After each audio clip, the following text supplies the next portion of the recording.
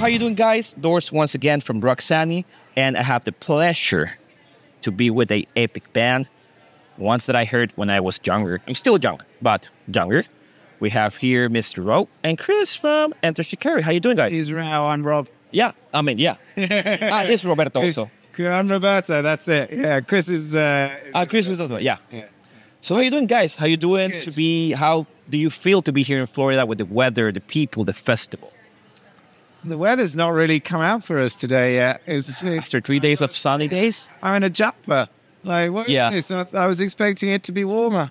But no, hopefully later this afternoon, I think the sun's supposed to come out. But no, we're good. Feeling good. I think we slept well, sort of as well as you can do in a moving vehicle. Are you guys ready for the festival, for the people that are waiting for you guys right now? Yes. How's it been the last few days? Crazy. A lot of bands, people, the vibe, everybody's having a good time. You will have a really great crowd. Today's Mother's Day, so a lot of mothers out there. So glad to see you guys. So the weather being a little bit cooler and overcast probably helps people's energy. Yep. If I come back in about an hour, sunny, then people don't want to dance. In about an hour, we should have a really good sun. So tell me a little bit more about what's been the entire career from the day you start more than 10 years ago, 20 years ago. How it feels to have the same energy? Do you have the same energy as before, as when you started? How's it going, the process? How's it the process so far? It's hard to process the whole journey, really, because it's been a bit of a blur. It's all we've done for the last 20 years. I think we consider ourselves pretty lucky to still be here. You know, so many bands that we grew up playing with aren't here anymore. And not only are we still here, but we're still like growing, still full of energy, as you say. So yeah, it feels great that we still get to play festivals, come over to the States. Now, correct me if I'm wrong, you still have the same band members since day one. Yeah, we all went to school together. How? That's the main question. It is really hard, but when you are with your friends, with your family, playing music, creating music, it is easier? Or how do you guys still doesn't want to kill each other? I think we're all too scared of confrontation. So we've never really wanted to get into fights with each other. And having known each other for so long, yeah, we have disagreements on things, but it's more like when you've siblings, your family members, they're always going to be your family members, so you can get pissed off at each other, but then they're still there the next day, and you learn to love each other more than just, it's not just a working relationship, you know. Then yeah, we've loved every step of our career and our journey together, and it's done us well. So yeah, we don't really want to. We love what we do. We wouldn't want to spoil it. Yeah, to me, it feels strange when bands go through like multiple. The others like drummers. It's not really a band. It's not an entity. It's not a family. Then, so for us, this is, you know, we grew up with like Beatles or like Queen, where it was like this was the band. That's the band, yeah, and that's what we replicated really. And also, like, to be honest, it scares me, the thought of like starting again in a different band or doing something, you know, like we have a tight unit that we all work really well together, and we've achieved so much. So it's like, yeah, it just seems natural to keep going. And it's not just the band members either. Like the network of people that we've built around us, like our management team and our road crew and so on. Yeah, people that we've worked with. Some of them, two of our management team are two of our fathers. So, you know, it's very much a sort of family. It is. Unit. And yeah. That bond that you have as a band, as a friends, family, it helps. It's easier to create music this way because everybody knows what they like or their influences. What about when you bring this thing together? It is easier that way to work with your friends instead of other people. What happened when influences change within the band?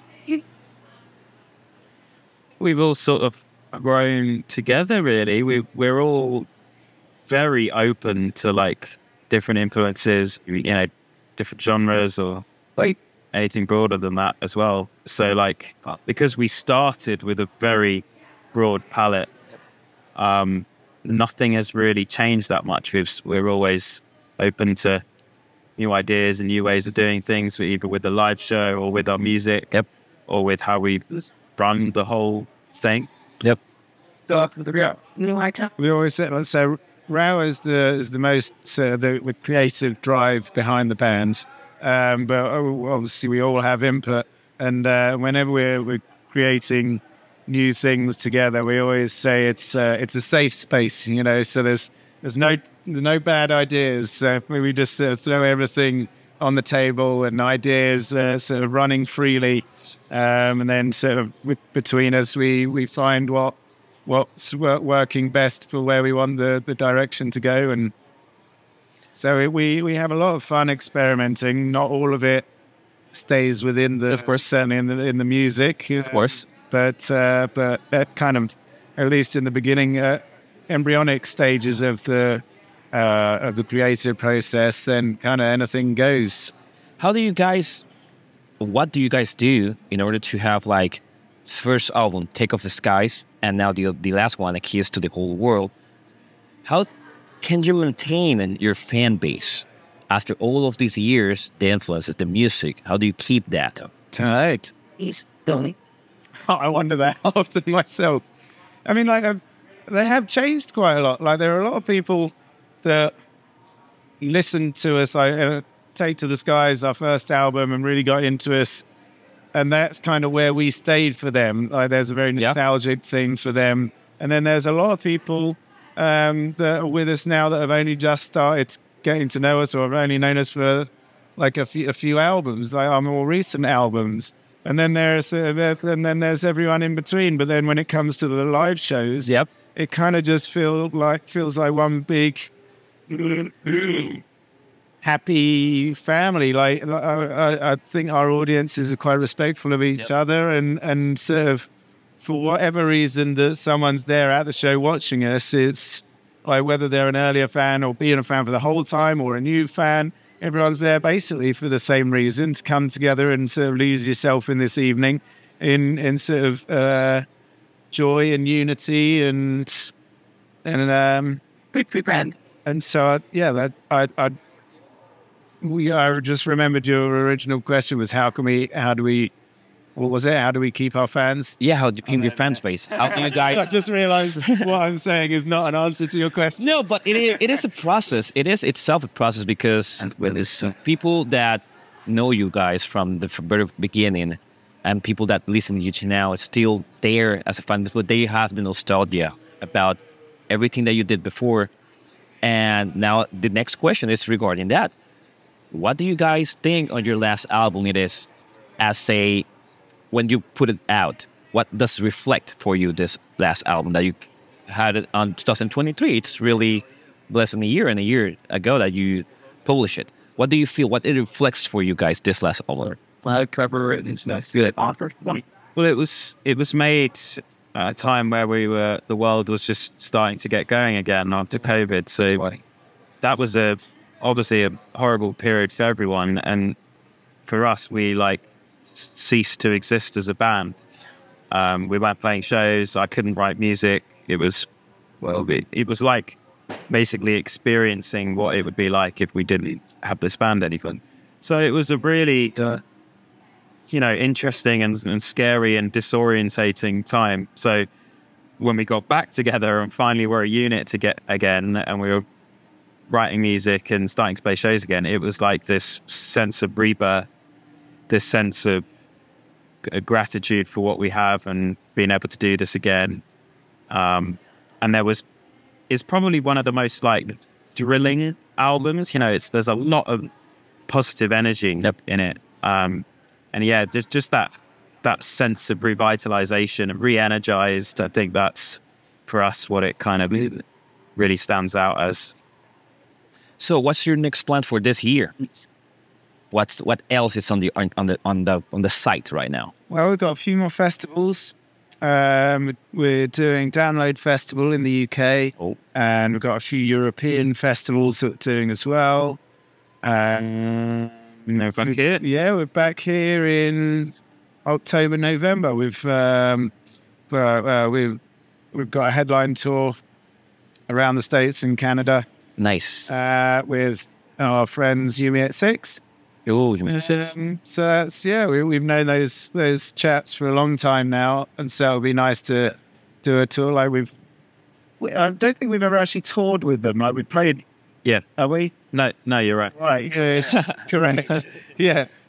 So we've just known them for so long, so it'll be nice to get, and especially as it's going to be one of their last ever tours. So yeah, that's going to be a lot of fun, and we're doing bigger rooms out here than we've done before. So hopefully that means that we can bring a little bit more production. Yep. As, our American tours, the venues have often been or are always smaller than our European shows, which means that we don't, one, have the budget, or two, have the capacity to be able to bring the kind of production that we do in Europe over to our US shows, whereas these ones are a little bit of a step up. So hopefully that means, we'll be able to show our US and Canadian fans a little piece of what the Europeans get. Yeah, of course. So looking forward to that. Glad to hear. And thank you very much, guys, for your time. Thank you very much to all the people that's watching you right now. If you can say something to people in South America. Hey, South America, I'm so sorry we've never been there. I would absolutely love to come either just visit or even play shows. That'd be great too. But one day, hopefully. Yeah, fingers crossed. Hopefully. Fingers crossed. Thank you very much, guys. These guys are Enter Shikari. These guys from a long time ago. So we'll be back with you with some more Rockzany here on the Welcome to Rockville Festival. Peace.